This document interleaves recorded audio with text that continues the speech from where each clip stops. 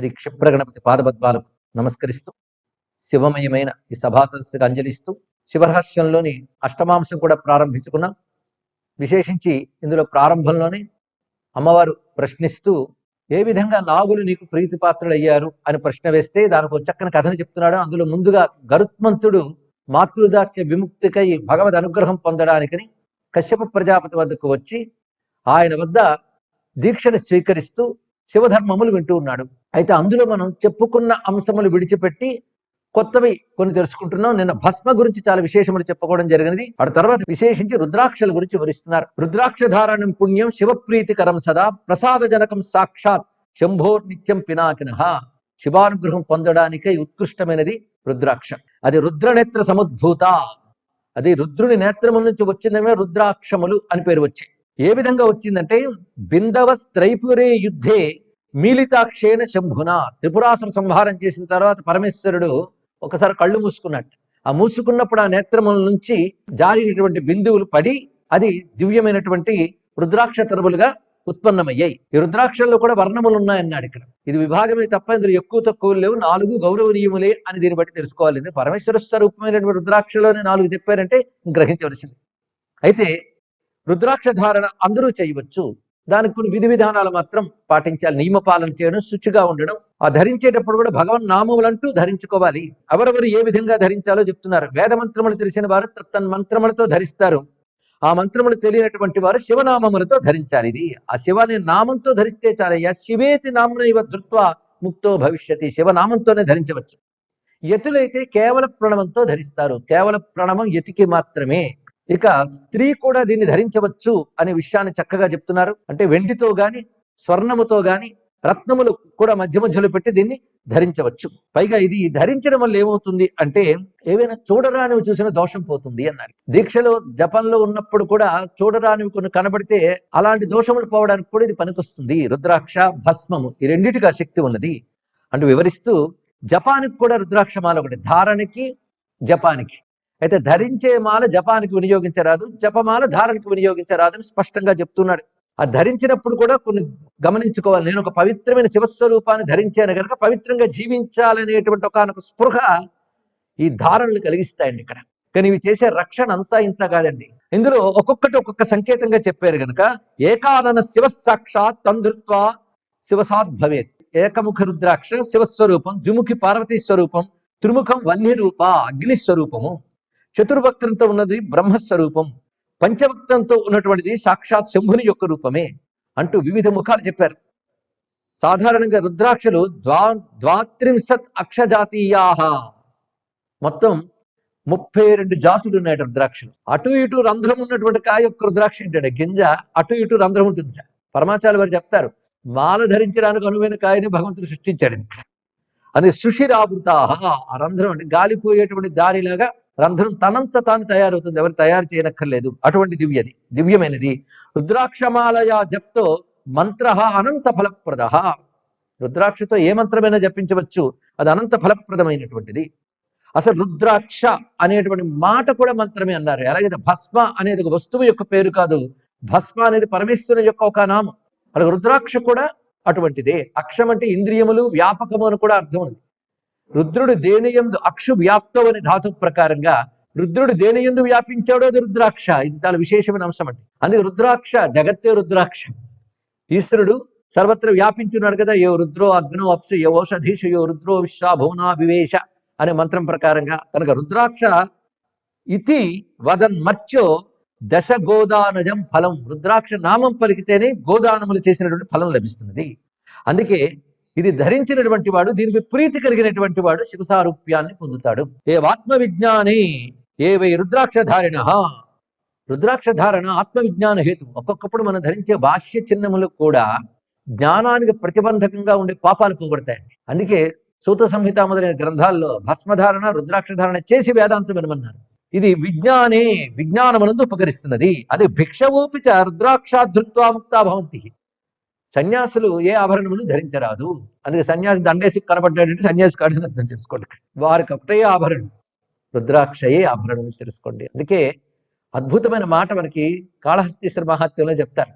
ఒక మహాభక్తులు ఇద్దరు స్త్రీలు కాళహస్తికి వెళ్తారు. మీరేంటి వీటికి వెళ్తున్నారు, మీరు జనుల్ని రంజింపజేయడం కోసం మణులు మంత్రాలు ఔషధాలు నేర్చుకోండి అని వాళ్ళ తల్లి చెప్తే, మాకు మూడే మణి మంత్ర ఔషధాలు మూడే అన్నారు. ఏమిటంటే మంత్రం పంచాక్షరి, ఔషధం భస్వం, మణి రుద్రాక్ష అన్నారండి. ఇది మణిమంత్ర ఔషధులు. శివభక్తులకు అవే ఔషధాలు.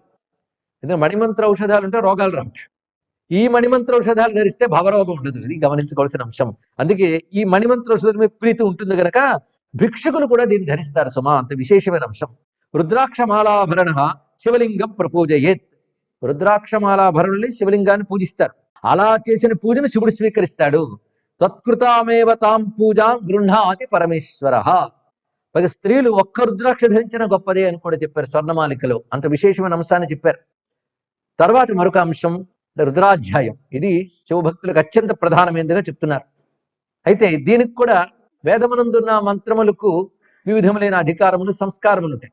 వాటిని పురాణములు ఏదో శ్లోకములుగా అందించారు కనుక వాటిని మనం అదే భావంతో ఉన్నటువంటి ఎన్నో మనం చెప్పుకున్నాం, అవి అనుసరించవచ్చు. అదేవిధంగా పెద్దల ద్వారా అందరూ రుద్రతత్వాన్ని జ్ఞానంగా తెలుసుకుని అది మనసులో మననం చేసుకోవచ్చు. దీనికి భక్తి గల వారందరూ అర్హులే. అందుకే రుద్రాధ్యాయ అర్థ విజ్ఞాని పదార్థ జ్ఞానవాన్నరః. ఎవరైతే రుద్రాధ్యాయ అర్థాన్ని తెలుసుకుంటారో వారు పదార్థ జ్ఞాన విద్వరః.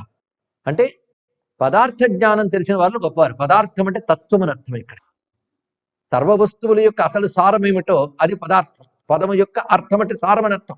సర్వ జగత్తుకి సారమైన తత్వం ఏదో అది తెలుసుకునేటట్టు చేస్తుంది రుద్రాధ్యాయ జ్ఞానము. కనుక రుద్రమయందు ఏది చెప్పబడిందో ఆ జ్ఞానం చాలా విశేషమైనటువంటి అంశం. అది గ్రహించాలండి. అది తెలుసుకుంటే సర్వత్రా వ్యాపించిన పరమేశ్వరుడు మనకు అవగతమవుతాడు. ఉపాధి భేదాలు ఎన్నున్నప్పటికీ సర్వోపాధులు ఎందు ఈశ్వరుడే వ్యాపించి ఉన్నాడని, ప్రతి ఉపాధిని ఈశ్వర దృష్టితో వేటి మర్యాద వాటికి ఇస్తూ ఒక సమత్వ బుద్ధి కలిగించే స్థితిని రుద్రం ఇస్తుంది. కానీ రుద్రనమక స్తోత్రానికి ఒక్క మాటలో చెప్పుకోవాలి అర్థము అంటే ఈశావాస్యమిదం సర్వం.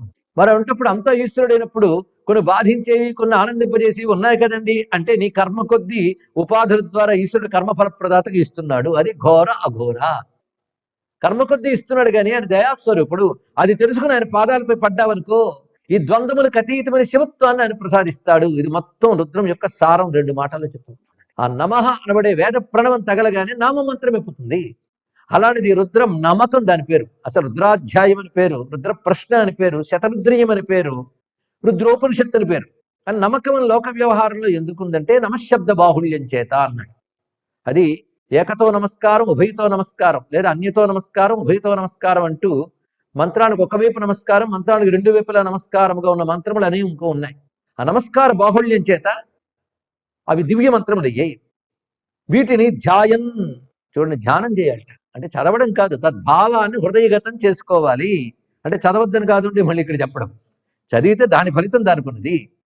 ఇది ధ్యానానికి, అదేవిధంగా మననానికి, ఉపాసనకి, అభిషేకానికి, హోమానికి కూడా వాడతాం ఈ మంత్రము. ఎంత విశేషం ఏంటంటే సర్వపాప విశుద్ధాత్మ శివత్వం ఉపగచ్చతి. సర్వ వేదాలు అధ్యయనం చేస్తే అవన్నీ చేసిన తర్వాత శుద్ధమవుతాడు. రుద్రాధ్యాయంగాని ఒక్కసారి ఆవృతం చేస్తే తదన్నైవ శుద్ధ్యతే, అప్పటికప్పుడే అతడు శుద్ధుడవుతాడు అనే విషయాన్ని చెప్తున్నారు. అలాగే వ్యక్తిగతమైన కోరికలు, సమాజపరమైన కోరికలు, కుటుంబపరమైన కోరికలు, దేశక్షేమ ప్రకృతి క్షేమాన్ని కోరేవి కూడా ఉన్నాయి. అలాంటి మంత్ర రాశి అది. పేరుకు 11 అనువాకాలైన అనేక మంత్రముల సంపుటి. అందుకే ఆ రుద్ర హోమములు మొదలైన వాటితో లోకక్షేమం మనం తప్పకుండా పొందవచ్చు, ప్రకృతి క్షేమాన్ని పొందవచ్చు. అలాంటి దివ్యమైనటువంటిది. ఏకవారం జపన్ రుద్రం పాపైర్ముక్తో భవిష్యతి, ద్వివారంచ ప్రజప్త్వయ రుద్రం ధ్యాయన్ మహేశ్వరం గాణపత్యమవాప్నోతి శివస్య పరమాత్మనః. అనునిత్యం ఒకసారిగానే అన్నట్లయితే పాపములు పోతాయి. 2 మార్లు అనునిత్యం చేసినట్లయితే వాడు శివుని యొక్క గాణపత్యాన్ని పొందుతారు. అంటే అక్కడున్న గణపతుల్లో గణాల్లో ఒకడుగా అవుతారు. తృతీయ వారం ప్రజపత్యవే సల్లీయతే సదా. రోజుకు 3 మార్లు గాని పఠించినట్లయితే శివుని యందు లీనమవుతారు. ఇది చాలా విశేషమైన అంశం. అయితే ఏకాదశానువారం యో రుద్రమంతం జపేద్బుధ, 11 మార్లు దీన్ని జపిస్తూ దానికి శంచమే ఇత్యాది జపన్, శంచమే మొదలైనటువంటి చమక అనువాకములు కూడా కలుపుతూ దీనితో అభిషేకం చేయడం చాలా విశేషము. స్వామికి రుద్రంతో గొప్ప వినియోగం ఎక్కడవుతుందంటే అభిషేకంలోనే అని చెప్పారు. అందుకే రుద్రంతో అభిషేకం చేయడం అనేది ఇప్పుడు చాలా మందికి తెలిసిన ప్రక్రియ. రుద్రాభిషేకం అని అంటూ ఉంటాం. ఇది అనేక రకాల ప్రక్రియలు ఉన్నాయండి. ఆ పక్కనే విధులు కూడా చెప్తున్నారని తెలుసుకోవాలి, విధుల్ని గమనించుకోవాలి. అందుకే స్వామి మీద ధార అఖండగా పడుతూ ఉండగా అప్పుడు జపాలింగోభిషేకో వై శంభో ప్రియతమో మతః, శుద్ధమైన జలం తీసుకోవాలి. ఆ జలాన్ని కూడా అభిమంత్రితం చేయాలి. అభిమంత్రితం చేసిన జలంతో వేయాలి. ధారాం ప్రీత్యా ప్రకల్పేత శివలింగే ద్విజోత్తమ జపాదత్యుత్తమస్యేక శ్రీ రుద్రాధ్యాయ పూర్వక. దీనితో చేసే అభిషేకం చాలా విశేషం. అయితే జపా దశగుణ ప్రోక్తో హ్యభిషేకో మహేషితు, జపం చేసిన దానికంటే 10 రెట్లు ఫలము అభిషేకం వల్ల వస్తున్నది. అయితే రకరకాల ద్రవ్యాలతో అభిషేకాలు చెప్తున్నారు. అందులో చందనై బిల్వపత్రైశ్చ, అంతేకాదు రుద్రములో ఉన్న నామములు తీసుకుని దానికి ప్రణవాదిగా నమోంతముగా చతుర్థ్యంతము చేసే నామాన్ని అప్పుడు అర్చన చేసినట్లయితే అది ఎలాగూ బిల్వపత్రాదులతో, దానికి కూడా పరమేశ్వరుడు సంతోషిస్తాడు. విశేషించి రుద్రైర్ హోమం ప్రకుర్వీత, రుద్ర హోమం చాలా విశేషమైనది. అది చరుణ మధు సర్పిష, చరువు అంటే బియ్యాన్ని వండి శుద్ధిగా దానితో చేశాను చరువు అంటారు.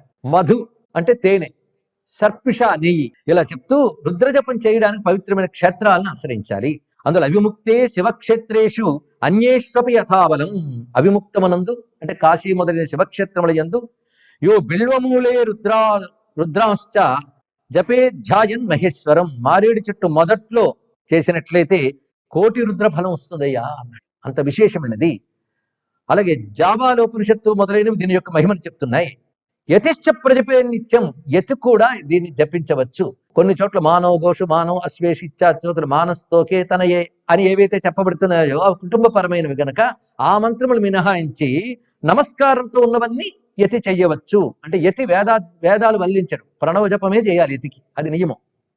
కానీ యతి ప్రబోధకుడుగా ఉన్నప్పుడు పీఠాధీశ్వరుడైనప్పుడు మాత్రం వేదాధ్యయన సంపన్నుల చేత అది చేయించాలి. తాను మాత్రం ప్రణవమే జపం చేస్తాడు. అలాంటి అతడు కూడా సకృద్వా ఒక్కసారైనా రుద్రం చేయాలని నియమించారు. ఎందుకంటే యతికి కూడా ముఖ్యమని చెప్పారంటే ఉపనిషత్స్థానీయం అని దీని యొక్క అర్థం. ఇది యావన్ నమోంతంతు యతేరన్యేతు గృహమేధిన, నమోంతంతో ఉన్న మంత్రములని యతి చేస్తాడు, అన్ని కలుపుకు గృహస్థ చేయాలి.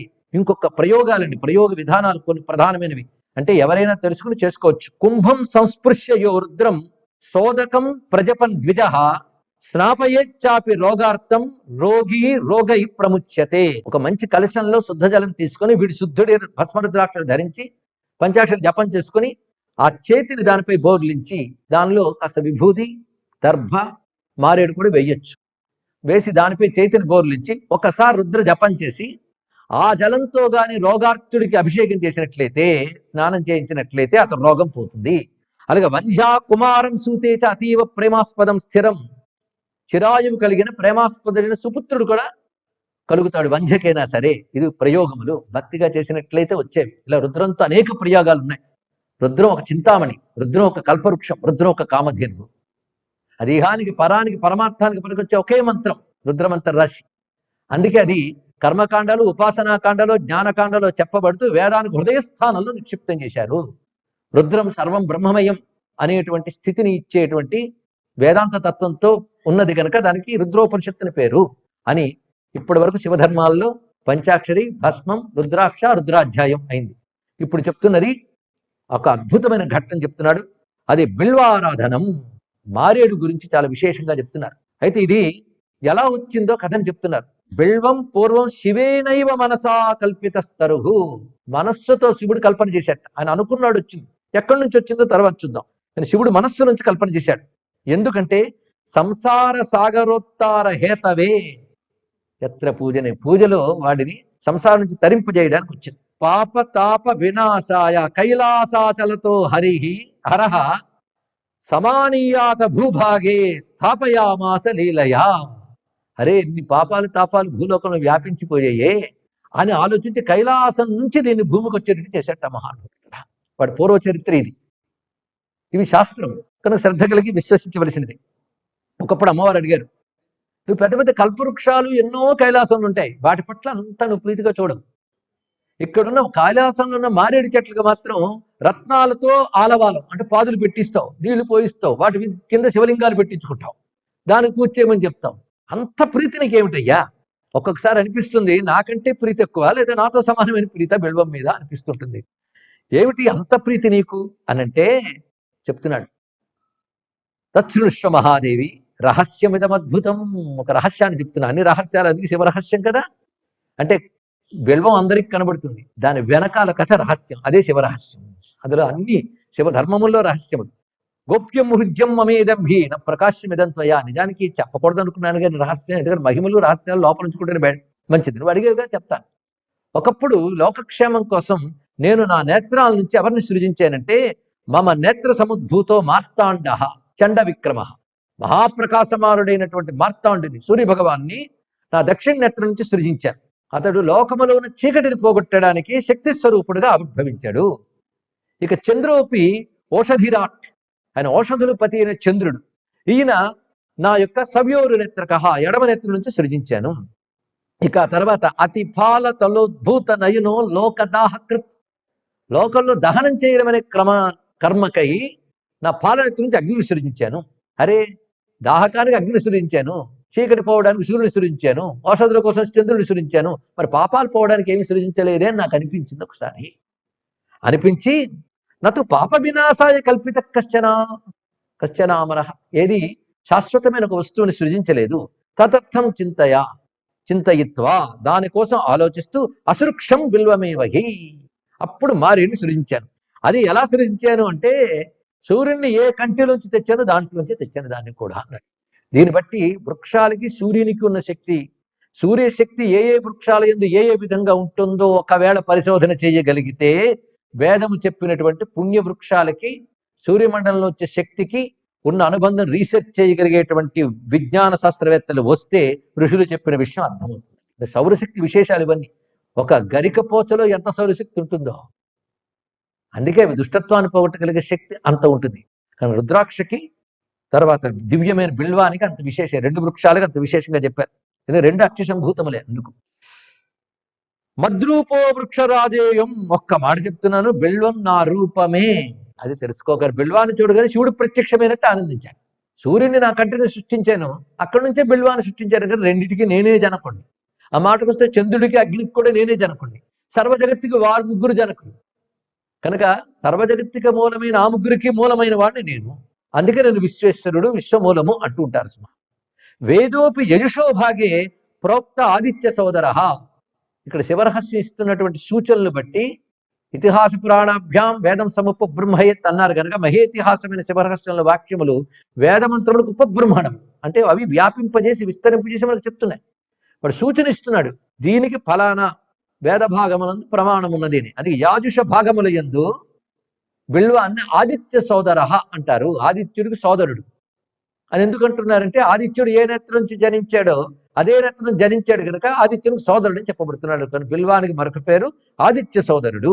భూమికి ఎందుకు పంపించానంటే, భారతవర్షంలో ఉన్న మహర్షుల తపస్సుకు నేను సంతోషించి వారి తపఫలంగా ఇతరుల పాపాలు పోవడానికి పంపించాను. సమస్తమైన అంధకారాన్ని పోగొట్టడానికి ఆకాశంలో సూర్యుని పెట్టాను, సమస్తమైన పాపాలు పోగొట్టడానికి భూమి ఎందుకు బిల్వాన్ని పెట్టాను అన్నాడు. ఎంత రమ్యమైన వాటండి ఇక్కడ. పాపం భరితి వృక్షోసు దర్శన స్పర్శనార్చనై, ఈ వృక్షంలో దళాలు తీసి పూజించడం కాదు, బిల్వాన్ని దర్శించిన స్పర్శించిన అర్చించిన ధన్యతే. అందుకే ఈ వృక్షానికి వచ్చేడు దళములు త్రిదళం బిల్వపత్రంచ. త్రిదళాలు, త్రిదళాలు ఎందుకయ్యా అంటే, మొత్తం జగత్తే త్రయం కదా, ఆ మూడుగా ఉన్న జగత్తంతా ఏకముగా వ్యాపించాను కనుక ఒకే దళమునకు మూడు చూపిస్తున్నాను నేను. అది త్రిగుణాత్మకమేవహి బ్రహ్మ విష్ణుశ్చ రుద్రశ్చ వృక్ష పత్రత్రయే స్థితా. బ్రహ్మ విష్ణు రుద్రులు ఆ వృక్షము దళముల్లో మూడు పత్రముల్లో ఉంటారు సుమా. అందుకే వృక్షరాజమని పేరు. ఇలా వివరిస్తూ కైలాసమౌళి నుంచి నేను భరతవర్షానికి పంపించి అటు నుంచి అవి ఉండగలిగే స్థలములకు పంపించాను. అందుకే బిల్వం పెరిగే చోట ఉండడం కూడా ఒక పుణ్యమేనండి. బిల్వపత్రే సదాదేవి యథా ప్రియతరో గుహ. నాకు బిల్వపత్రం అంటే ఎంత ప్రీతి అంటే, నువ్వెంతో అంత అని చెప్పేసి బిల్వపత్రాలు పూజించేవాడంటే, బిల్వపత్రాలని పూజించేవాడు, బిల్వ వృక్షాన్ని పూజించేవాడు, బిల్వపత్రాలతో నన్ను పూజించేవాడు, వాడిపై నాకు ఎంత ప్రీతి కలుగుతుందంటే, ఇదిగో మన అబ్బాయి లేడు సుబ్రహ్మణ్యుడు, వాడిని చూస్తే ఎంత ఇష్టమో, బిల్వాలతో పూజించేవాడిని చూస్తే నాకు అంత ఇష్టము. ఇలా అమ్మవారితో చెప్తూ ముఖ్యంగా సోమవారం చతుర్దశి ఈ సమయాల్లో బిల్వపత్రాన్ని పూజించాలి. అసలు సోమవారం నక్తవ్రతం చేసి సాయంకాలం పూజించిన చాలా విశేషం సుమా. ప్రాతరుత్థాయ యో బిల్వం ప్రయాతి ప్రీతిపూర్వకం. ప్రాతకాలం నిద్రలేచి శుచి అయి బిల్వం వద్దకు ప్రీతిగా ఎవడు వెళ్తాడో అతడు సర్వపాపముల నుంచి ముక్తుడై ముక్తి పొందుతాడు సుమా.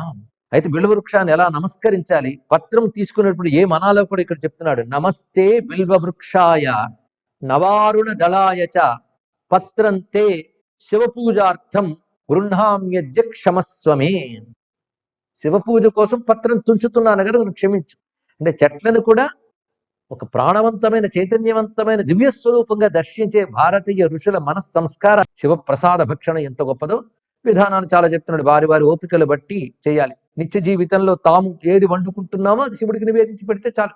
పర్వకాలాల్లో విశేషించి పెట్టాలి. అన్న నివేదనలు వివిధములైనవి చేయడం వల్ల అనేక రకాల శాంతులు వస్తాయండి. తెలుసుకోవాల్సింది అనేక గ్రహారిష్టాలు పోతాయి. రకరకాల మన జీవితంలో జాతక రూపమైనటువంటివి ఇవన్నీ తొలగిపోతాయి. చిన్న చిన్న ఉపాయాలతో ఎన్నో దోషాలు తొలగించుకోవచ్చు. అందుకే వివిధములైన అన్న నైవేద్యములు స్వామివారికి అభిషేకాలు చేసిన తర్వాత నివేదించడం చాలా చెప్తున్నారు.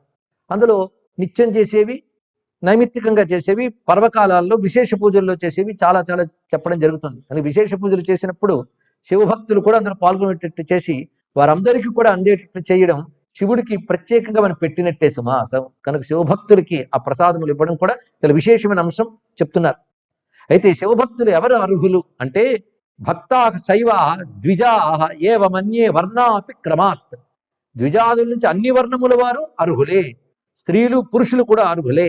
ఆఖరికి సాంకర్య జాతులు కూడా శివలింగ పూజకు అర్హులే అని చెప్తున్నారు ఇక్కడ. స్త్రియోవా శంకరావాపి పూజ్యలింగం పినాకిన. స్పష్టమైన ప్రమాణం. పైగా నిన్న మనం ఒక ప్రస్తావన చేసుకున్నాం. శివరహస్యం వేద ప్రమాణం, స్మృతి ప్రమాణం అంగీకరిస్తుంది. శృతి స్మృతులు రెండింటి ప్రమాణంగా తీసుకుంటారు. అంతేగాని ఆగమాల్లో చెప్పిన లింగధారణ అవి వాటికి ప్రమాణం, అది పాటించే వారికి కూడా నమస్కారం. వాటి విషయాలు ఇందులో ఎక్కువ పేర్కొనలేదు. అంటే ఇది ఆగమ విషయాలు, వాటి గౌరవం వాటికి ఉన్నప్పటికీ ఇందులో వైదికమైనటువంటి శైవ సిద్ధాంతములే చెప్పబడుతున్నాయి కనుక శృతి స్మృతులకు విరుద్ధమైనవేవీ లేవు. అందుకే ఈ వాక్యములు కూడా శృతి సమ్మతమైన వాక్యములు ఇక్కడ చెప్తున్నారని తెలియాలి. అంటే నియమాలు పాటించలేని వారికి కూడదంటున్నారు, కానీ నియమాలు పాటిస్తే ప్రతి వారు చేసుకోవచ్చు వారి వారి విధానాలతో. అది గురువుపదిష్టమైన ఒక మార్గం ఉండాలి. గురువుని ఆశ్రయించాలి. గురువు పరీక్షించడమే కాదు, శుద్ధుడిని చేస్తాడు, సంస్కారవంతుడిని చేస్తాడు. ఈ విధంగా బోధిస్తూ అద్భుతమైన అంశములను తెలియజేశాడు కశ్యప ప్రజాపతి అని అంటూ స్కందుడి మధ్యలో చెప్తాడండి అద్భుతమైన విషయం. అయితే ఇంత చేసి శివరహస్యం అంతా కేవలం పూజలు పునస్కారాల గురించి చెప్పిందా అంటే రుభుగీత 5-6 రోజులు విన్నవాళ్ళు మరి ప్రశ్న వెయ్యరు. అక్కడ పెట్టాడు గుండెని, అది పెట్టి చెప్పాడంటే దానికి ఇది విరుద్ధం కాదని ప్రస్తావన చేశాడు. ఎంత చక్కటి కూర్పండి. చిత్రం ఏంటంటే శైలి మొట్టమొదటి ఎంత గంభీరంగా ప్రారంభిస్తాడో ఆ శైలి విస్మరించకుండా 126,000 శ్లోకాల్లో క్రమణిక అలా పాటిస్తాడు. ఇది సాహిత్య రూపంతో పరిశీలించే వాళ్ళకి తెలుస్తుంది. ఇందులో గొప్ప మాట చెప్తున్నాడు. ఇదంతా చెప్పి స్కందుడు అంటున్నమాట మధ్యలో. అసలు నిజాన్ని ముందే చెప్తాడు స్కందుడు, సందర్భంలోకి తీసుకురావాలని ఇక్కడ తెచ్చాం. నపూజా పూజకో వాస్య స్వతంత్రస్య ఈశ్వరస్య హి. పరమేశ్వరుడు స్వతంత్రుడు, ఉన్నది ఏకతత్వమే, ఇంకొకటి లేదు ఈ జగత్తులో. అటువంటి ఏకం ఈశ్వరుడైనప్పుడు పూజించేవాడు, పూజింపబడేవాడు, పూజ అని 3 ఉన్నాయా? పూజ్య పూజక అనే ద్వంద్వములు లేవు. పూజ్య పూజకాలంటే పూజ అనే త్రిపుటి ఏర్పడుతుంది. మన ద్వంద్వమే అనాలి మనం. పూజ్య పూజక, పూజ్య పూజక భావం ఏకస్వరూపుడు ఈశ్వరుడికి ఎక్కడా?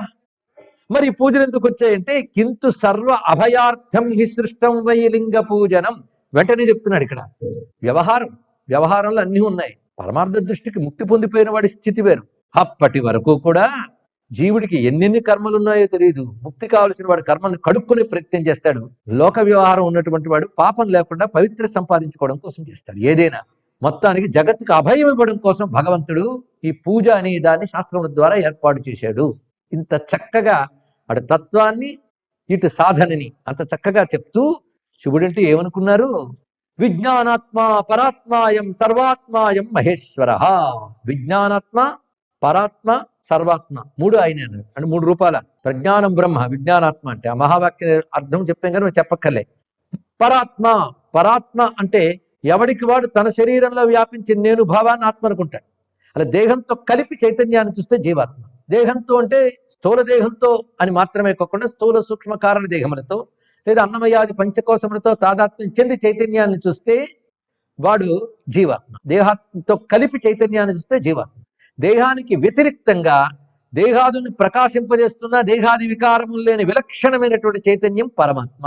అది నేను తెలుసుకోవడమే జీవాత్మ పరమాత్మ. ఇంకొకటి సర్వాత్మ, ఏంది విజ్ఞానాత్మ. ఏది ఉండడం వల్ల అన్ని తెలుసుకుంటున్నావో, తెలుసుకోవడం అంటే నాలెడ్జ్ ఇన్ఫర్మేషన్ కాదు, ముందే చెప్పుకున్నాం మనం, చైతన్యము, అది విజ్ఞానాత్మ. దాన్ని మించి మరొకటి లేదు కనుక పరాత్మ. అది సర్వత్రా వ్యాపించింది కనుక సర్వాత్మ అయం మహేశ్వర. అటువంటి స్వామి ఎక్కడుంటాడంటే ఏషాంతు హృదయారామయేవా భూతపతి శివ. ఆయన హృదయంలో ఆరామంగా ఉంటాడు. ఆరామం అంటే ఆనందంగా, ఏ పరపత్యాలు లేకుండా హాయిగా ఉంటాడండి. ఇంత గోల పడిపోతుంటాం మనం, ఇంత గోల పడుతున్నటువంటి మనస్సులో ప్రశాంతంగా ఉంటాడు. ఆయనకి ఎలా సాధ్యమైందో. ఏనమేకే వదంత్యగ్నిం బ్రహ్మాణం హరిమింద్రకం ఏకో రుద్రో మహాదేవో నద్వితీయోస్తి కశ్చన. ఎలా మొదలు పెడుతున్నాడు. ఏ ఒక్కడిని అగ్ని అని, బ్రహ్మదేవుడని, హరి అని, ఇంద్రుడని అంటామో అతడే శివుడు. ఆ ఏకత్వం ఎంత చక్కగా చెప్తున్నాడండి పరమాత్మ భావాన్ని. వృతం సత్యం పరం బ్రహ్మ పురుష కృష్ణపింగళ ఊర్ధ్వరేత విరూపాక్షో విశ్వరూపో మహేశ్వర. ఏ వేదమంత్రి శ్లోకంగా మారిందో తెలుసుకోవాలి. ఈ శ్లోకాలు వస్తే ఆ వేదము తెలిసిన వాళ్ళు ఒళ్ళు పులకిస్తుందండి. యో వేదాదౌ స్వర శంభు వేదాంతే చ ప్రతిష్ఠిత ఈశాన సర్వ విద్యానాం సర్వభూతాదిరీశ్వర. ఈ వాక్యములన్నీ శివుడు పరబ్రహ్మమని, పరబ్రహ్మమే శివుడిని స్పష్టం చేస్తున్నాయి. అలా ఈ భావనతో శివభక్తులైన వాళ్ళు ఉత్తమ జ్ఞానులండి. జ్ఞానం వైపు తీస్తున్నాడు. పూజలు చెప్తూ జ్ఞానం, జ్ఞానం చెప్తూ పూజ. అంటే రెండు కలిపితే ఏవయ్యా, ఎప్పటికైనా ఆ జ్ఞానంలో స్థిరపడిపోతావు. స్థిరపడ్డది నువ్వైపోతావు, ముక్తి పొందిపోతావు. అది శివరహస్యకర్త యొక్క ఉద్దేశం. అలాగే మరొక చోటుకు వచ్చేటప్పటికల్లా వివరిస్తున్న అద్భుతమైన అంశం ఏమిటి అంటే ఋగ్భిశ్చ ఏమని, ఏష బ్రహ్మైష ఏవేంద్ర ఋగ్భిర్గీతో హరోవ్యయ. ఏష బ్రహ్మ ఏష ఇంద్ర అని ఋగ్భిర్గీతో హరోవ్యయ. ఋగ్వేదం చెప్పబడుతున్నాయి. అంటే ఇది సర్వవేదముల యందున్న శివపారమ్యాన్ని స్కందుడు ఎలా చెప్తున్నాడో చూడండి. అందుకే ఇది అద్భుతమైన, అంటే శివరహస్యం వేదస్వరూపమే. ఇలాంటి మాటలు ఇప్పుడు ఎన్ని చెప్పుకున్నామో, అంటే సమస్త వేదములు శివరహస్యంలో చక్కగా శ్లోక రూపాలను ఇచ్చేశాడు. ఎక్కడ దాచిపెట్టారంటామండి, చక్కగా అందించేస్తే. అలాగే నమస్తే రుద్ర ఇత్యాది వాక్యశ్చ యజుషోద్భవై. యజుర్వేదాంతర్గతంగా నమస్తే రుద్ర ఇత్యాది చెప్పబడుతున్నాయి. ఇక ఇతిహాస పురాణేషు ఈశో గీత పురాతనై. ఇతిహాస పురాణముల యందు కూడా చక్కగా కీర్తించబడుతున్నాయి. యదా చర్మవదాకాశం వేష్టయిష్యంతి మానుషాః తదా శివం అవిజ్ఞాయ దుఃఖస్యాంతో భవిష్యతి. శివుడు తెలియకుండా కూడా దుఃఖం నాశనమైపోతుంది అనడం ఎలాంటిదంటే, ఆకాశాన్ని చాపలాగా చుట్టివచ్చు అనడం లాంటిది అన్నాడు. అంటే ఆకాశాన్ని చాప చుట్టడం ఎంత అసాధ్యమో, శివుడు తెలియకుండా దుఃఖనాశనం జరగడం కూడా అలాంటిదే అని చెప్తున్నారు ఇక్కడ. అంటే దుఃఖనాశనానికి శివుడు తెలియాలి. శివుడు తెలియండి, విష్ణువు తెలియకూడదు అని గొడవ పెట్టేశాడు. దీని అర్థం ఏంటంటే బ్రహ్మతత్వం తెలిస్తే గానీ దుఃఖనాశనం జరగదు, అత్యంతిక దుఃఖనాశనం జరగదు. బ్రహ్మము శివుడు, బ్రహ్మజ్ఞానం ఇక్కడ చెప్తున్నారు ఇక్కడ అని చెప్తూ ఈ విధంగా భవ్యమైన అంశములు ప్రస్తావన చేసి బోధించాడు స్కందుడు. ఈ మాటల్ని చక్కగా శివ పూజా విధానంగా గరుత్మంతునికి వాళ్ళ నాన్నగారు ఎలా చెప్పారు అని చెప్తున్నాడు. ఇదంతా విని గరుత్మంతుడు చాలా ఆనందంగా నాన్నగారి దగ్గర సెలవు తీసుకుని దీక్షా స్వీకారం చేసి మేరోర్మూర్ధిని సరోనాథం మానసాక్షం తదాండజ. అక్కడ మానస సరోవరాన్ని చేరుకున్నాడు. అక్కడ మేరు వద్దకు అన్నాడు. అంటే మనం ఏదైతే మానస సరోవరం దగ్గర ఉన్నటువంటి కైలాసం అంటున్నామో దానికి మేరు అనే మాట కూడా వ్యవహారంలో ఉంది. అయితే మేరు పర్వతం అంటే ఇదే అని కాదు, ఆ మాటకు వస్తే కైలాసం అంటే ఇదే కాదని అనేక మనం చెప్పుకున్నాం. అక్కడ కైలాస విభూతి ఉన్నట్లుగానే ఇక్కడ మేరువు సంబంధమైన విభూతి ఉంది. మేరువు సమస్త విశ్వాన్ని కలుపుకుని ఒక రూపంగా చూడగలిగితే దానికి వెన్నుగా ఉన్నటువంటి ప్రధానమైన కేంద్రాన్ని పురాణములు మేరువుగా వర్ణించాయి.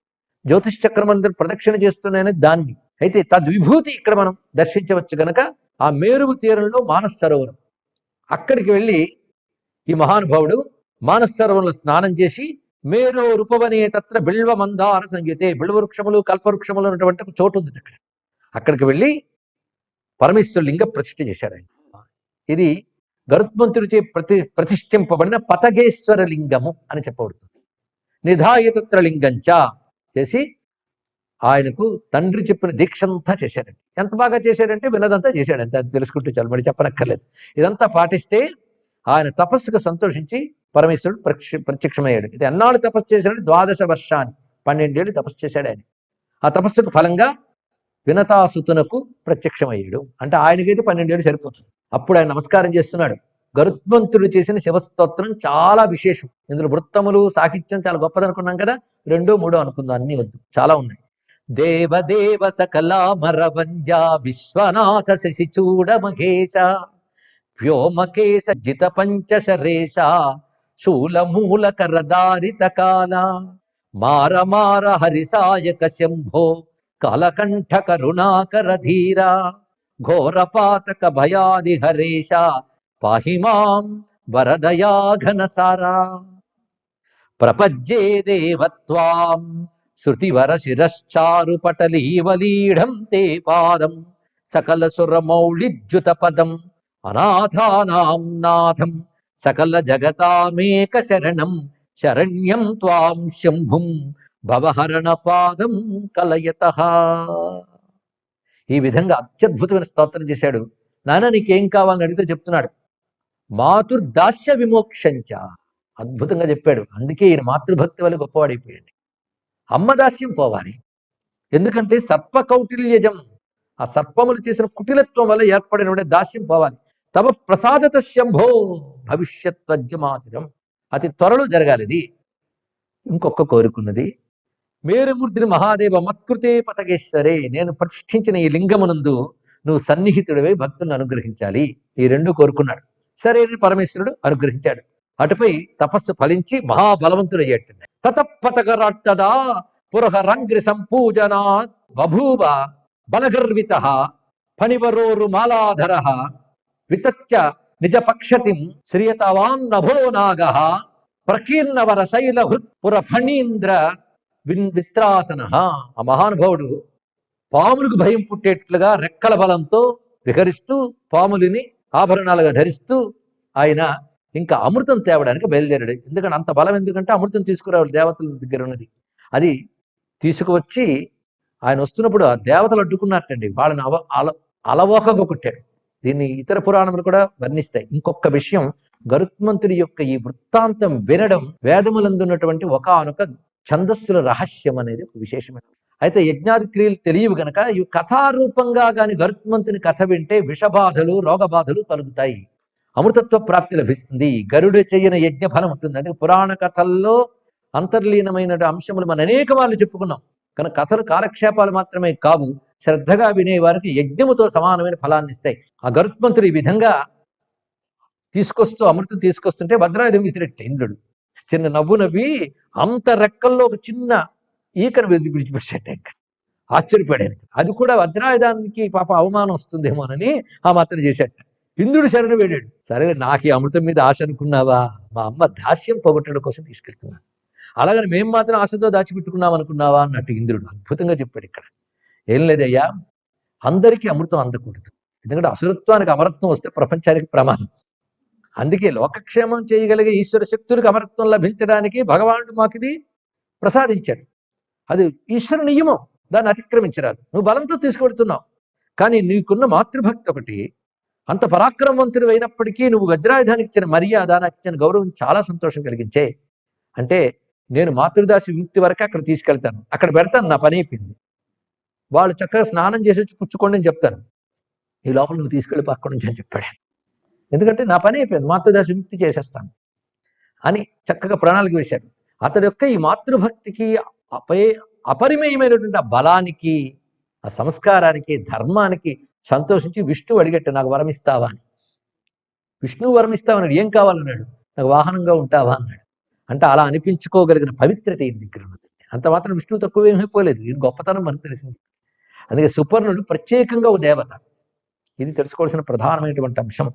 అందుకే గరుత్మంతుకు సంబంధించి యజ్ఞయాగ విశేషాలు చాలా చాలా ఉన్నాయి. అవి లోకక్షేమం కోసం ఋషులు ఏర్పరిచారు. కానీ కలిప్రభావం చేత యజ్ఞ విజ్ఞానం పోవడం చేత యజ్ఞ ఫలాలు మనకు తెలియట్లేదు. కానీ వినేనా మనం ధన్యులమవుతాం. మొత్తానికి ఈ విధంగా గరుత్మంతుడు శివానుగ్రహం చేత ఆయన ఇంత గొప్పవాడి విష్ణువుకు వాహనంగా ఉంటూ విష్ణువనుగ్రహ పాత్రుడు కూడా అయ్యాడు. అంటే శివానుగ్రహ పాత్రుడు విష్ణువనుగ్రహ పాత్రుడు కూడా అవుతాడు. విష్ణువు కృపకు నోచుకున్న వారు శివానుగ్రహం కూడా పొందుతారు. ఎందుకంటే సుదర్శనుడి వృత్తాంతంలో విష్ణువు యొక్క కృపకు నోచుకుని శివానుగ్రహం పొందిన వాడి కథ తెలుసుకున్నాం. ఇక్కడ శివానుగ్రహం పొంది విష్ణువు వద్ద స్థిరంగా ఉన్న మహాత్ముడి కథ తెలుసుకున్నాం. అటువంటి గరుత్మంతుని నమస్కారం చేసుకున్నాం. అయితే ఆ తర్వాత గరుత్మంతుడి యొక్క ప్రతాపానికి పాములు తట్టుకోలేకపోయాయి. ఆయన కక్ష పెట్టుకున్నాడు. అన్యాయంగా మా అమ్మ ఇన్నాళ్ళు వెలికి దాసి చేయాల్సి వచ్చింది. ఇంకా సహజ వైరం ఏర్పడి ఆ సర్పాలని దొరికిన వాటిని దొరికినట్టు పూర్తి చేస్తున్నట్ట. ఇలాగ అవగా ఆ కద్రు సర్ప మాతకి బాధ కలిగి మిగిలినటువంటి సర్పాలను తీసుకుని బాధపడుతూ భర్త దగ్గరికి వెళ్ళింది. ఆ మిగిలిన సర్పాలు జాతుల్లో కొన్ని పేర్లు చెప్తున్నారు. సర్పజాతుల పేర్లు చాలా ఉన్నాయి. ఊరికనే రాసి లేదండి, జాతుల పాములు ఉన్నాయి, సర్పదేవతలు. కానీ వీటి ప్రభావం మాత్రం అందరి మీద ఉంటుంది. వాటికి నమస్కారం చేసుకుంటే అందరం ధన్యులమవుతాం. అందుకే గరుడ పంచమి, నాగపంచమి ఒకే పంచమిగా మనం వ్యవహారం చేసుకుంటున్నామంటే అటు గరుత్మంతుని వైభవం చెప్పుకుంటూ ఇప్పుడు సర్పవైభవంలో మనం ప్రవేశించాం మొత్తానికి. అమ్మ అడిగిన ప్రశ్న మర్చిపోరాదు, ఎక్కడి నుంచి మొదలయ్యిందో. ఏదో మిషపెట్టి మనం తరించడం కోసం పూజా విధానాలు చెప్పిస్తున్నాడు ఇక్కడ. సరే, మొత్తానికి ఆ సర్ప జాతుల పేర్లు చెప్తున్నాడు. శేష, అనంత, వాసుకి, కర్కోటక, ధనంజయ, గుళిక, శంఖపాల, ధృతరాష్ట్ర, పిలిప్పిల, కంబళ, అశ్వతర, బభ్రుహు, తుహండ, బలవర్ధక, పనస, వారణ, రేభ్య, తక్షక, భద్రకర్ణక, పవనాస, అణిమాండవ్య, గర్గ. కొందరు ఋషుల పేర్లు కూడా ఉంటే గానీ వాళ్ళు వీరు ఒకటి కాదు. వసుషేణక, ఉదావసు, గృధ్రహను, జాతుకర్ణ, కపోతరోమ, స్తబ్దాక్ష, చిత్రఘంట, విదారణ ఇచ్చేతే నాగరాజాన. ఇవి నాగరాజులు అంటే నాగముల్లో శ్రేష్టమైనటువంటి జాతులు.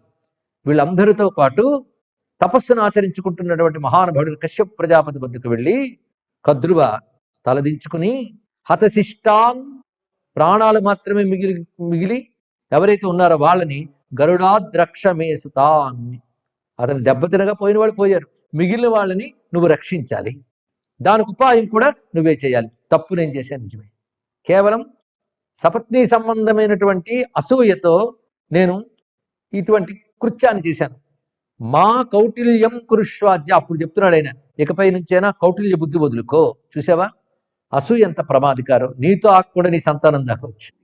కనుక ఎప్పుడు కూడా ఈర్ష్యాసూయలు మొదలు కూడా సుమ, అందులో వంచన అనేది చాలా ప్రమాదకరం. ఆ కౌటిల్యకు ప్రభావం ఇలా ఉన్నది. సపత్ని ప్రతి తాదృశాం మా కౌటిల్యం, అటువంటి కౌటిల్యం వద్దు.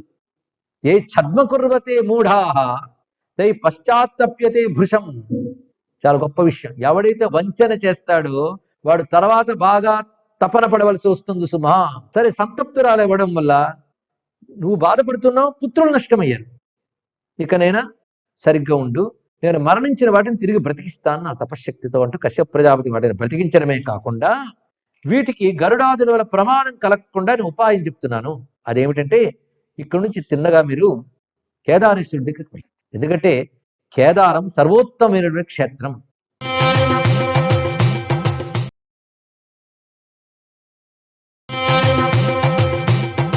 అని ఎవరు భస్మరుద్రాక్షలు ధరిస్తూ జపం చేస్తూ లింగార్చన చేస్తారో వారి జోలికి ఆయన వెళ్ళాడు. అదే శివచిన్నాంకితా త్వంచ భవ శుభ్రు సుతై సహ భస్మరుద్రాక్ష సంపన్న శివలింగార్చనే రత. ఆ విధంగా అనుకుంటే అప్పుడు శాంభవం లాంఛనం దృష్ట్యా గరుడో నహనిష్యతి. శాంభవ లాంఛనములు ధరించడం చేత గరుత్మంతుడు నిన్ను, నీ పిల్లల్ని కూడా బాధ పెట్టిన సుమ అంటూ ఈశ్వరారాధన ఉండడం వల్ల అన్ని సిద్ధిస్తాయి.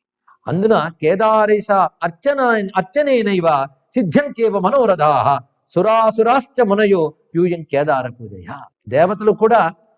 దేవతలు అసురులు కూడా శివారాధన వల్ల ధన్యులవుతున్నారు, అక్కడికి వెళ్ళండి అని చెప్పగానే ఆ మాట విని వీరందరూ కూడా అక్కడ చేరుకున్నారు.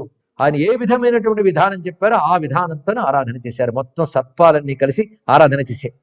ఆరాధనతో ఈశ్వరుని ఎలా స్తుతించాయో చెప్తున్నాను ఇక్కడ. సర్పాలు చేసినటువంటి అంటే నాగదేవతలు చేసినటువంటి శివస్థుతి చాలా విశేషమైనది. బాహ్యబ్జ మిత్రనయ నామల భూతి గాత్ర రుద్ర త్రినేత్ర గిరిరాజసుతా కళత్ర పాత్రం విచిత్రతరమేతదహో పవిత్ర సత్రాతి రాత్రమకతర్పిత లోకయాసు. ఒక్కసారి చూడవయ్యా మమ్మల్ని. పవిత్ర సత్ర అతిరాత్రమఖ అర్పిత. సత్రము అతిరాత్రము మొదలుగా చెప్పబడుతున్న పవిత్రమైన వేదయజ్ఞముల చేత తృప్తి చెందే పరమేశ్వరా, గిరిరాజసుతని కళక్రముగా స్వీకరించిన స్వామి లోకయాసు, వెంటనే చూడవయ్యా అంటూ అత్యద్భుతమైనటువంటి శ్లోకములు ఇక్కడ వాళ్ళు గానం చేసి శివుని స్తుతిస్తూ ఉన్నారు. కొన్ని నాగములు కొన్ని స్తోత్రాలు చేసి ఇక్కడ పరమేశ్వరుడు వాళ్ళ తపస్సుకు సంతోషించి చక్షుస్రవోత్తమాహ యూయం మద్భక్తామత్పరాయణ, మీరు నా భక్తులై ఇంత ఆరాధన చేశారు, స్తుతి చేశారు, నేను తప్పకుండా మిమ్మల్ని రక్షిస్తున్నాను అని చెప్పగానే అప్పుడు వారు చేసిన స్తోత్రం మరొకటి అద్భుతంగా శ్రద్ధరలో వెళ్ళిపోతుంది. చాలా విశేషంగా ఒక్కటి అందులో చెప్పుకుందాం, సులభంగా అందరూ అనుకోవడానికి చక్కగా. త్వం మాతాసి పితాసి సర్వ జగతాం తేన త్వమేవేశ్వరః త్వత్తో మే శృతవృంద మే తదధునా ప్రాప్నోతు సౌఖ్యం విభో బిభ్యద్గారుడ భీతితో గతి పరం త్వామేవ యాచే శివ తత్రాణాయ భవాధునా శరణద త్వత్తోభికాంక్షే వరం త్వం మాతాసి పితాసి సర్వజగతాం తేన త్వమేవ ఈశ్వరః. సర్వ జగత్తుకి తల్లివి తండ్రివి నువ్వే గనక నువ్వే ఈశ్వరుడు. మేము గరుత్మంతుని భీతి చేత ప్రాణాలు రక్షించుకోవడం కోసం తపన పడిపోతున్నాం, నువ్వు అనుగ్రహించాలి మమ్మల్ని అంటూ తల్లి కూడా ముందుకొచ్చి మా పిల్లల్ని కాపాడవయ్యా, తప్పు చేశాం అని పశ్చాత్తాపడి పూజ చేసాం కనుక మా పాపలు పోయి, అందుకు నువ్వు అనుగ్రహించాలి అంటే వాళ్ళ మాటను అనుగ్రహించి భగవానుడు అంటున్నటువంటి అద్భుతమైన విషయం. తస్యాస్తుత్యవచో నిశమ్య భగవాన్ ఉగ్రోప్యనుగ్రస్తదా. ఆయన ఉగ్రుడైన అనుగ్రుడై వాళ్ళ పట్ల దయ చూపించి నాగానాం హనవో భయం గరుడతో భూషాంగజాతాగమే, మీకే భయం ఉండదు. ఎందుకంటే మీలో దివ్య నాగజాతం చెందిన వారు చాలా మంది నాకు ఆభరణాలుగా పెట్టుకుంటారు, అప్పుడు మీరు నా వాళ్ళు అయిపోతారు. కనుక మిగిలిన సర్పాలు ఏం చెప్పచ్చు, మా వాళ్ళు ఎక్కడ ఉంటారని శివుడి దగ్గర ఉంటారని చెప్తారు. అప్పుడు శివుడి వాళ్ళు అయిన తర్వాత మేము గరుత్మంతుడు కాదు కదా, ఎవ్వరూ ఏమీ చేయలేరు, నా వారిని ఏ ఆయుధాలు బాధించవు, నా వారిని భూత ప్రేత పిశాచాదులు కూడా బాధించవు అని చెప్పాడు. కానీ శివుని వారు అనిపించుకోవాలండి. అలా అనిపించుకోవడం వల్ల నవష్ణు చక్రా యమస్య దండ న పాశిపాశాన్న చక్రవజ్రాత్ నవో భయం వై భుజగా భవేత్ క్వచిత్ మత్పాద సంసేవనతో గరుత్మత. అభయమిస్తూ తస్యాస్తుత్యవచో నిశమ్య, వాళ్ళ పలుకులు విని కేచిత్ కంకణతాం భజంతు, కొందరు నాకు కంకణాలుగా మారిపోయింది. భుజగా జూటోరుబద్ధాస్తథా, నాకున్నటువంటి జటాజూటంలో చక్కగా అది ఎటు ఇటు చెదిరిపోకుండా, అసలు పెద్దది కదా నేనేదో కట్టుకుంటాను అనుకో, కానీ అది ఎటు ఇటు అల్లల్లాడిపోకుండా సర్పాలు చక్కగా ఉండాలి. ఆయన ఉరముపై ఆయన భుజాలపై అన్ని చోట్ల తిరుగుతున్నారు ఇక్కడ. అలా తల మొదలుకొని పాదముల వరకు ఆయన శరీరంలో ఆడుకుంటున్నట్ట. ఇలా కొంత నాకు ఆభరణాలుగా అయిపోండి, మీ అందరికీ నా రక్షణ ఉంటుంది. మీరంతా హాయిగా పాతాళాన్ని చేరండి.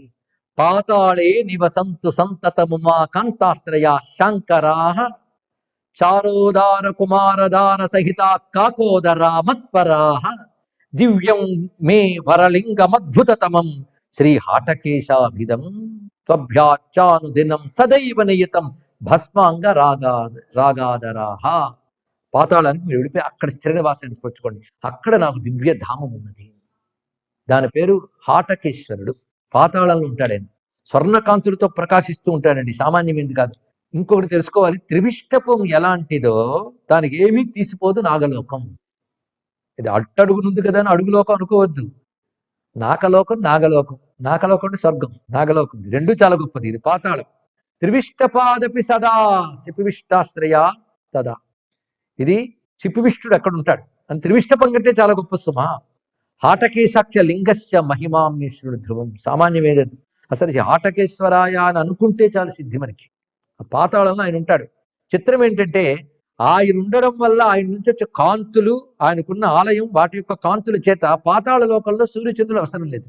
అనే తల్లింగ ప్రభయా సుదీపితమహో పాతాళ లోకం సదా నాగానాం విలసత్ ఫణామణి గణ జ్యోత్స్నోరుధారా తథా నో చంద్రార్క సువిద్యుదుజ్వల మహావన్ని ప్రభాభాదికాః నేషానో భగణా సదైవన దివారాత్రం మహేశాశ్రయాత్. ఒకటి ఆయన యొక్క ప్రకాశము, రెండు అక్కడున్న రకరకాల సర్పజాతులు, వాటి పడగలు అనేకం, ఆ పడగలపై రత్నాలు, వాటికి కాంతులు, ఇన్ని ఉంటాయి సుమా. అందుకే మీరు అక్కడ ఉంటూ నన్ను సేవించుకోండి హాటకేశ్వరుని అంటే. హాటకేశ్వరుని వైభవం చాలా ఉన్నది.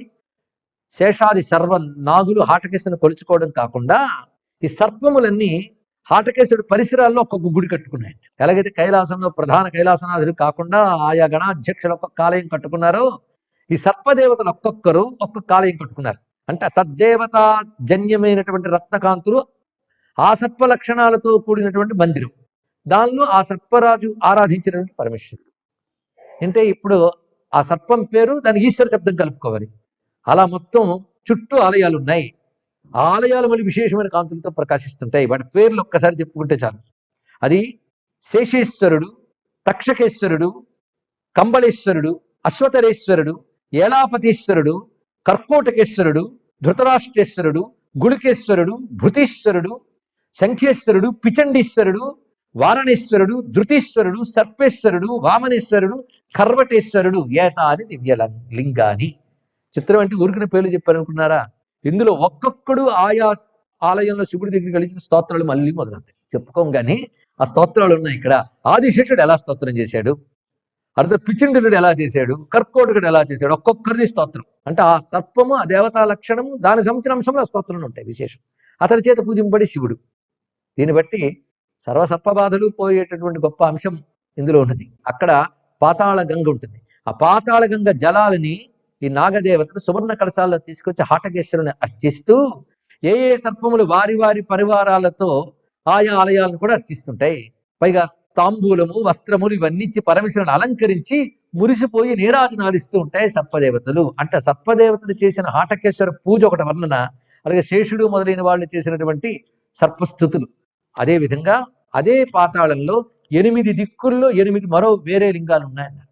అవేమిటి అంటే, ఒకప్పుడు అష్టదిగ్గజాలు వచ్చి అష్టమూర్తిని కొలుచుకోవాలనుకున్నాయి. అష్టమూర్తి అంటే శివుని కొలుచుకోవాలని వెళ్ళి స్వపుష్కర జలాంబుజై స్నాత్వా పాతాళ గంగాయాం స్వశుండావలయోద్భవై, అక్కడికి వెళ్ళి స్నానం చేసి అత్తుండములతో సువర్ణ కలశాలు జలం తీసుకొచ్చి ఆ హటకేశ్వరుని పూజించి తర్వాత ఒక్కొక్క దిగ్గజం ఒక్కొక్క ఆలయం కట్టే.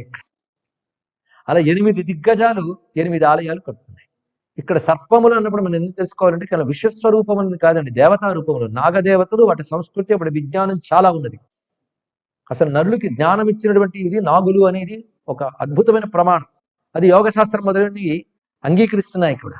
అదే యోగశాస్త్ర శబ్దశాస్త్ర వాళ్ళని ఇచ్చిన వాడు మహానాగు, మర్చిపోవద్దు. ఇక్కడ జ్ఞానానికి గురు సర్పమే, ఆదిశేషుడు పతంజలి. అది జ్ఞానం అనగానే ఆదిశేషుడు మనకు గుర్తొస్తాడు, అంత విశేషమైనది. ఆ 8 దిగ్గజాలు ఐరావత, పుండరీక, వామన, కుముద, అంజన, పుష్పదంత, సార్వభౌమ, సుప్రతీక, మొత్తం 8. ఈ 8 వాటి పేర్లతో ఐరావతేశ్వరుడు, పుండరీకేశ్వరుడు, వామనేశ్వరుడు, కుముదేశ్వరుడు, అంజనేశ్వరుడు, పుష్పదంతేశ్వరుడు, సార్వభౌమేశ్వరుడు, సుప్రతీకేశ్వరుడు ఈ ఆలయాలు పెట్టి మళ్ళీ అవి స్తోత్రం చేస్తుంది. ఐరావతం చేసిన శివస్థుతి, పుండరీకం చేసిన శివస్థుతి, స్థుతి కాదు స్థుతులు, ఇవి మహావాంగ్మయం అయిపోయింది. ఈ విధంగా మొత్తం గరుత్మంతుడు నాగులు కథ చెప్పి, చూసేవా నాగులు ఎందుకు ప్రీతిపాత్రమే అడిగేవిగా ఈ కథ చెప్పడం జరిగినది. ఈ కథ ద్వారా ఎన్ని విషయాలు చెప్పారు ఇక్కడ. అలాంటి దివ్యమైనటువంటి ఆ పాతాళ లోకంలో హాటకేశ్వరుడు, ఆయన చుట్టూ ఉన్నటువంటి దేవతలు ఉంటూ ఉంటే అక్కడ శేషుడు ప్రత్యేకించి హాటకేశ్వరుని ఉద్దేశించి ఒక సహస్రనామ స్తోత్రం చేశాడు. ఇక్కడ నుంచి సహస్రనామ స్తోత్రం పెద్దది మొదలవుతుంది. అంటే ఒక్క శివరహస్యంలో 3 సహస్రాలు ఉన్నాయి. ఇప్పుడు 2 చెప్పుకున్నాం.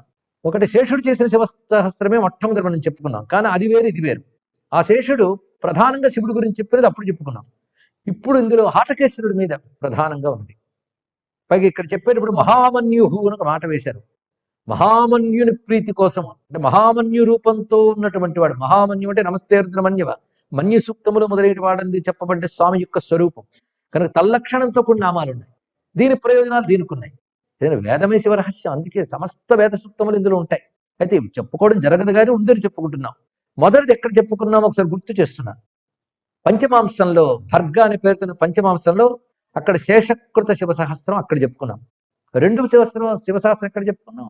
సుదర్శనుడికి విష్ణువు చెప్తాడు, కాశీక్షేత్రానికి సాధన చేశాక, బహుకాలం సాధన చేశాక ఇప్పుడు నీకు చెప్తున్నాను, ఇది సాక్షాత్ శివుడు ఉపదేశించినటువంటిది, ఇది నువ్వు చేసిన సంవత్సర కాలం ఉండు నియమంగా, అప్పుడు శివుడు అనుగ్రహిస్తాడు. అనుగ్రహించి మోక్షం ఇచ్చాడు. అంత శక్తివంతమైనది కాశీక్షేత్రం సుదర్శనుడి చేత విష్ణువు జపింపజేసినది. అది 2వది. 3వది ఇది. ఇంకెక్కడో ఏమొస్తాయో మనకేం తెలుసు కానీ ఈ 3 శివ సహస్రాలు శివరహస్యంలో ఉన్నాయంటే అది విశేషం అండి. అలాగే అష్టోత్తర శతాలు, ఇంకా కవచాలు. కవచం కూడా మనం చెప్పుకున్నాం. వేదసార శివస్తోత్రం, నమక స్తోత్రం, ఉపనిషద్గర్భిత స్తోత్రం, శివగీతలు ఎన్ని ఉన్నాయి గుర్తుందా? గోకర్ణంలో వాళ్ళందరూ చేసిన ఉపనిషత్ గర్భిత స్తోత్రం మరవరాదు. ఆ తర్వాత వాళ్ళందరికీ శివుడిచ్చిన ఉపదేశం అది రుభుగీతకి ఏం తీసిపోదు. పూర్తి ఉపనిషత్ సిద్ధాంతం అంతా ప్రతిపాదన చేశాడు. అంటే ఎందుకంటే వెనకాలది ఒక్కసారి తిరిగి గుర్తు చేస్తున్నానంటే ఎంత అద్భుతమైన శాస్త్రం శివరహస్యం. ఏదొక్కటి పట్టుకున్నా తరించిపోగలదు. అలాంటి దివ్యమైనటువంటి హటకేశ్వర సహస్రనామ స్తోత్రం ఇక్కడ చెప్పబడుతుంది. అయితే మనకు లోకంలో ఇవి కాకుండా ఇంకా కొన్ని శివశాస్త్రాలు తెలుసు. ఇప్పుడు ఎక్కువ మంది శివశాస్త్రం అంటే దొరికేది మహాభారత అనుశాసన పర్వంలో, అది చాలా గొప్పది. సాక్షాత్ బ్రహ్మదేవుడే శివుని నుంచి పొంది క్రమక్రమంగా తండ్రి మహర్షి ద్వారా అది లోకంలో వ్యాపించి ఉపమన్యువు స్వీకరిస్తే ఉపమన్యువు కృష్ణునికి ఇచ్చాడు. అటువంటి విశేషమైన అంశం అది ఒకటి లోకంలో ప్రసిద్ధి. ఇది కాకుండా శివపురాణంలో ఒకటి ఉంది, అది విష్ణువు చేస్తాడు. ఇంతే కాకుండా పద్మపురాణం ఉంది, దేవి పురాణంలో ఉంది. దేవి పురాణంలో భగీరథుడు చేసినటువంటి శివసహస్రనామ స్తోత్రం, ఇంకా చాలా చాలా ఉన్నాయి.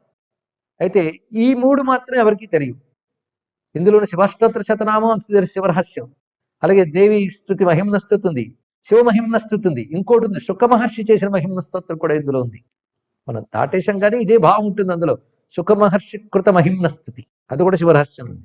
విశేషమైన రహస్యాలు ఉన్నాయండి, అద్భుతాలు.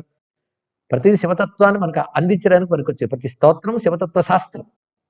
అలా ఆటకేశ్వరుడిపై చేసినటువంటి ఆ స్తోత్రానికి ఒకసారి నమస్కారం చేసుకుని, ఓం గంగాధరో అంధకరిపు పినాకీ ప్రమథాధిప భవ ఈశాన ఆతార్యోనేక ధన్యో మహేశ్వర గజాంతకో ధనుర్ధారీ వీరకోశస్తుతి ప్రియ ప్రజాసహో రణోచ్చండ తాండవో మన్మథాంతక శిపివిష్టశాత్వ శాశ్వతాత్మ మేఘవాహో దురాసద ఆనందపూర్ణో వర్షాత్మ అంటూ మొదలుపెట్టి ఇందులో చిత్రమైన నామములు ఏమిటంటే, భూమి యందున్న అనేక వృత్తులు శివస్వరూపములుగా చెప్తూ కర్షకో లాంగలేశ్చ మేరుధన్వా ప్రజాపతి, రైతుల రూపంలో ఉన్న శివుడు, లాంగలములు ఆ నాగలి రూపంతో లాంగలేశ్వరుడు. ఎన్ని విషయాలు చెప్పారండి.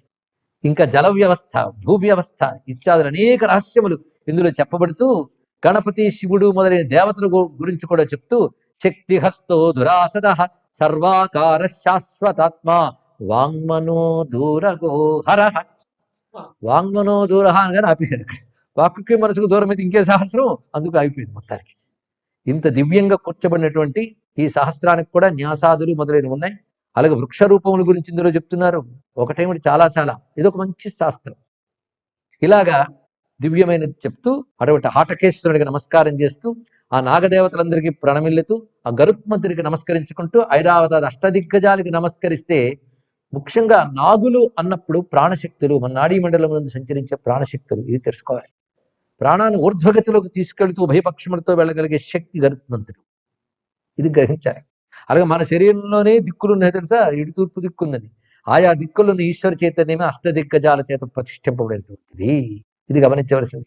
ఇది క్రింది కలితే తెలిసింది అధోక్షజ అన్నట్టు. అదే పాతాళం అంటే ఏం లేదు, అంతర్ముఖమై మనలో ఉన్నటువంటి స్వరూపాలను దర్శించగలిగితే లోపల హాటకం స్వర్ణంలా ప్రకాశిస్తూ, ఎక్కడ సూర్యచంద్రాదులు అవసరం లేదో అలాంటి తోట ప్రకాశిస్తూ ఉన్నవాడు దర్శనమిస్తాడు.